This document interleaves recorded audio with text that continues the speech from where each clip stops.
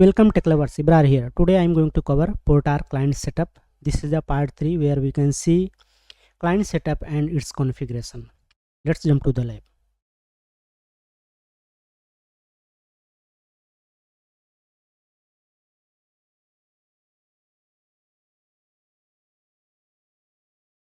Okay, so you can follow this client installation page. Here you can install the client. Either you can use the binary. So I'm going to use the binary to set up the client. Also you can see it support HTTP tunnel, and you can run command directly to expose the port, or you can set up the client using the configuration file. I will see configuration file after some time, but before that you can see this one, and it support TCP tunnel. You can use the TCP here, and in the HTTP protocol here if you want to use TCP or HTTP. And in the WebSocket it support HTTP protocol. So socket uses HTTP protocol, so you can use HTTP as a WebSocket tunnel. Okay, here is the web tunnel configuration file. Once you click on the Portr config edit, it will open this kind of environment. Okay, so server URL, server SSH URL, and your secret key. Basically this is the client key. It's taken from here. Let me show you. Yeah, it's taken from here, this one. Okay, and this is available here in the client setting. Basically it's changed based on the client. Okay, and tunnel, you can put the your tunnel name. So this is the secret used by client, and you can put your name. Let's say you are exposing some services, so this is the web server, and you want to point subdomain name here and port. And this is the same thing again. Here they added one type TCP, type HTTP. Okay, so they exposed Postgres also. This is the PG admin, and this is the Postgres. Okay, and they also added documentation for the local deployment, so I'm not going to use these things. I want to set up the client, and it support also Route 53. You can use it. So let's jump to the lab and see the client installation. Okay, this is terminal serverlet.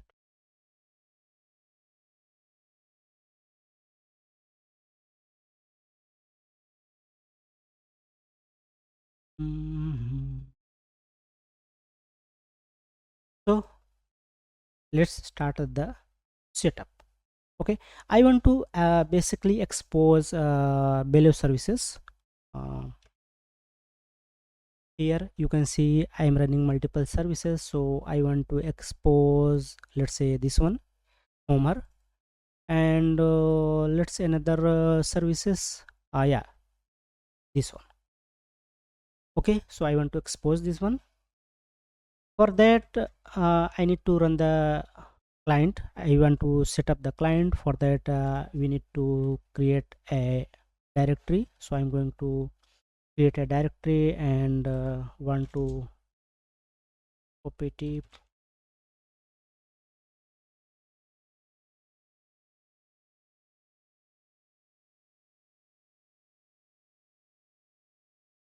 Okay, so we are inside the Portr directory.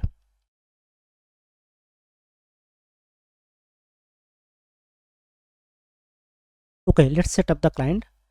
For set up the client we can find the release. Okay, there are multiple release. Here you can see multiple package type available. Okay, so Linux ARM64, Linux, let me find what is my architecture. Okay, so name -m, it's the 8664 type. So let me copy this one. Okay, copy link.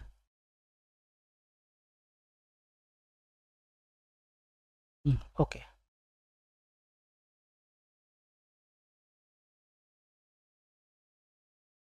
I'm here in the Portr, so I'm going to download this file. Okay, it's downloaded. Let's unzip it. Okay, unzip, done. Okay, so now we want to connect the server, configure the server and connect the server. So let's take the first client and use this one. Run the following command to set up Portr client auth. Okay, and note dot dash Portr instead of Portr. So we are going to use as per the documentation. Okay, here I am going to add this one. So it's done the CLI auth access. Okay, basically what happening here, it's setting up a client file. So it's client available on the existing user. So which user is, it's root. So I am going to edit the file root, the root portr and config.yml. Here you can see it's already configured the configuration. Okay, let me show you.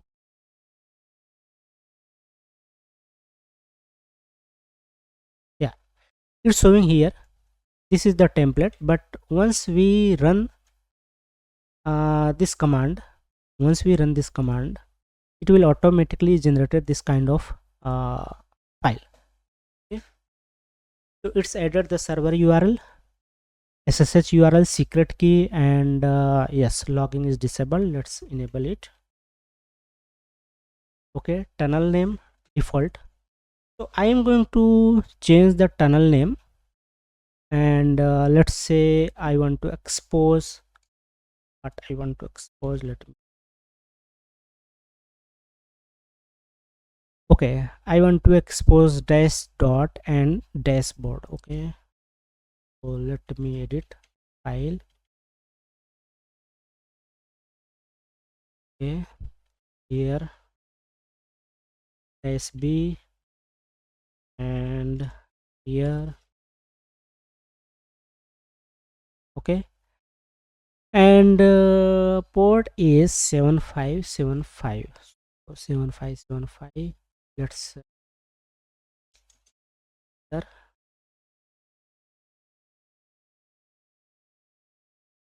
dash d. This is the for another service. Let me copy this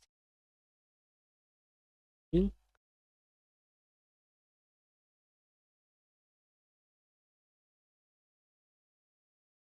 Okay, and I'm changing dash d. Next port was 3001, right? 3001.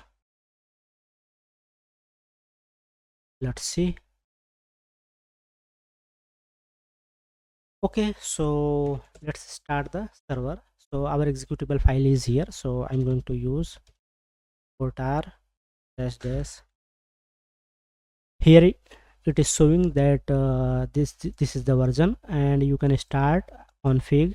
You can edit portr config, start the tunnel from the config file, expose port directly instead of running from the configuration auth we already done. Okay, so we are going to start it.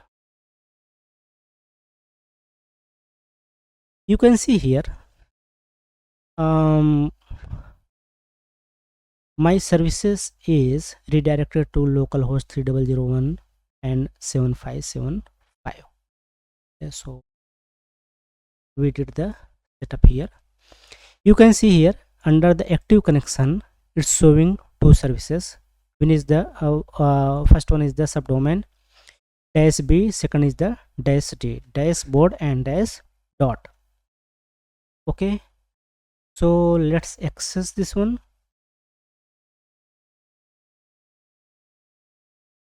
and let's access the second one also.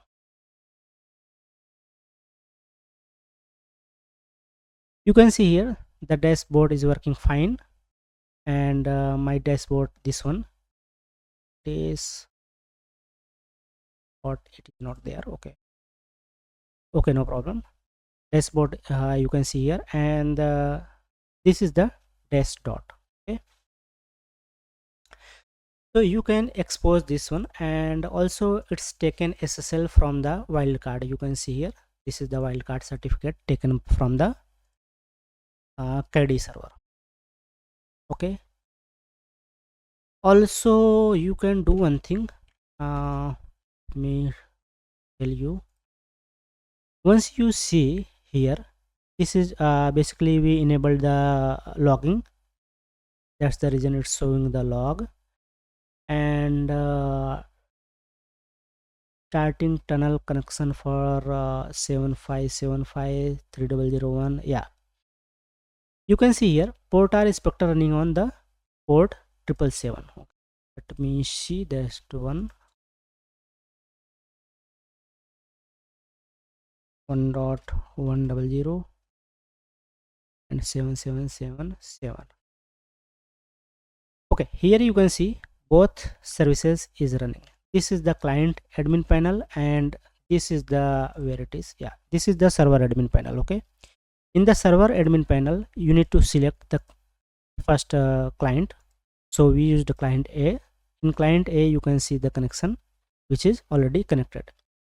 So client connection is created at 4 minutes ago, and it is still running once you click on the show active connection. Okay, once you change the client you cannot see your connection because this is based on the client. Okay, on the agent side you can see the running services. Okay, and it's what happening behind the scene, how it is working. Okay, so it is very good tools, open source, self-hosted. You can use it for exposing services. Also you can if you are integrating in your application, you can use REST API. Okay, and next we are going to integrate SSH as well. So let me close this connection, and let me edit the configuration file. I want to expose my services SSH. This is my, let's say, SSH.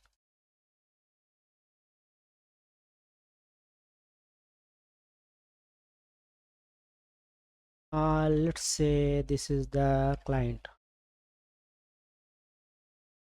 A, local SSH of user A. This is SSH, so subdomain not required, and port is running on the 22.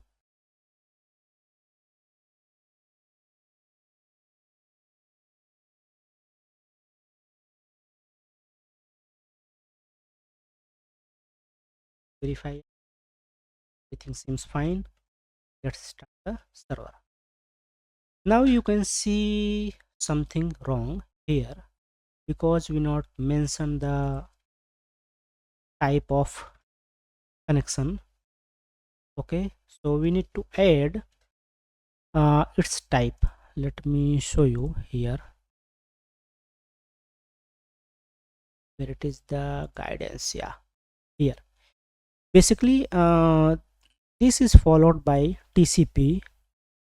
SSH is not working on the HTTP. That's the reason we need to define the its type. And if you define here, let me tell you, you want to define, say, here as well. Okay, here we cannot define TCP, we can define HTTP. Okay, and it's TCP, so we need to run it. Now you can see tunnel connected, this one dash B dashboard and dash D dash dot, both are running, and here there is no subdomain available, so you need to connect 31900. Okay, 31900. Let's see.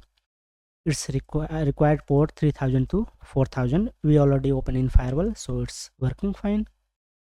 And let me connect the SSH. Connect the US.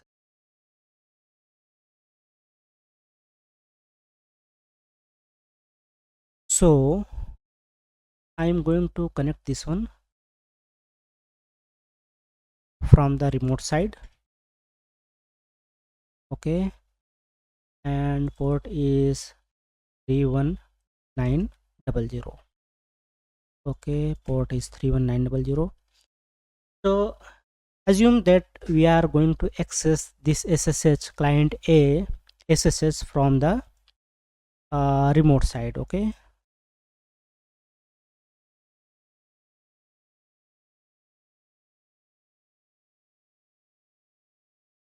I'm going to log in it. It's login done, or what happened?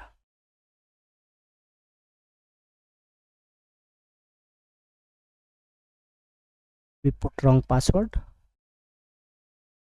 Okay, now it's login done. You can see here I'm able to log in from the remote side to client A SSH connection.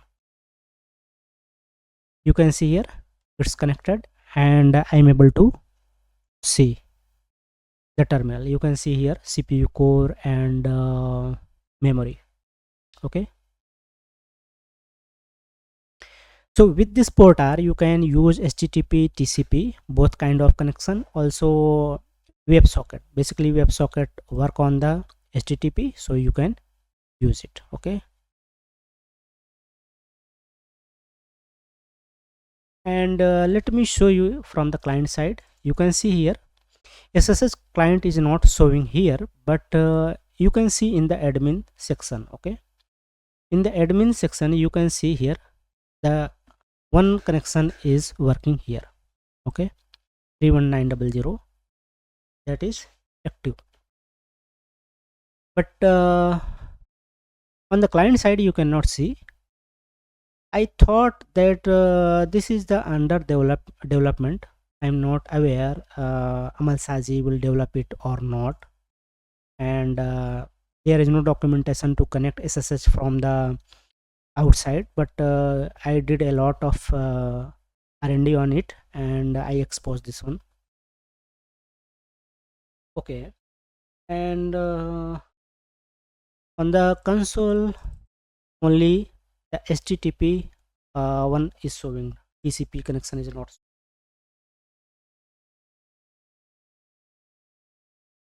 Okay, and yes, let me do one thing, and don't forget to special thanks to Amal Saji, and he is the developer, and he is doing a great job. Okay, and don't forget to here use the admin dashboard and agent dashboard, Swagger API, all the things available here. And even if you want to integrate with your application, then you can do one thing. Here you can use the Postgres, and this is the Postgres credential, and you can connect from the your application, and don't forget to change it and secure it. Okay, this is for demo purpose, so I'm not going to change it, and after the demo I will destroy it. Okay, but in production you must change it before using it. Okay, I hope that is good enough for this part, for the client part. And yeah, I missed anything? Think no, I covered everything. Yes, route 53 we not used, so that not used. Rest of the things client development, we are not going to develop this one. WebSocket. Okay, also do one thing, if you are capable, if you are able to contribute, then you can contribute Amal Saji. Here you can see here the contribution page. Always motivate to a right person. I think I covered everything here. uh, Let me check anything I missed. No. Yeah, this is the same page which I already followed. Okay, good. Okay, uh, that is good enough for this part. Let me know what you guys think. If you have any question, leave a comment. Thank you very much. Have a nice day ahead. See you in the next one.